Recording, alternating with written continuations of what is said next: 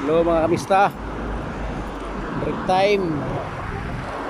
Gawin ka ng trabaho.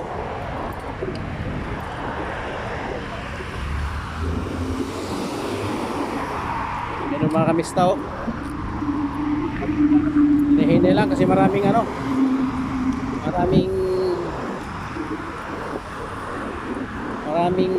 sasakyan mga kamista. Yan oh mga kamista. Malayo kasi ang shop namin sa trabaho namin kasi lumipat kami ng bahay mga kamista. Kaya yun. Buti lang, service kami ng bike. Uwi muna kami oras na alas 9 ng gabi. Break time namin hanggang alas 10 ng gabi. Isang oras kasi malayo ang posisyon namin sa Yan oh. Ingat-ingat lang kasi maraming sasakyan mga kamista.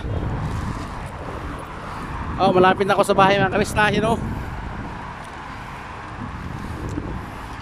Salamat nga pala sa mga subscriber dyan, mga viewers.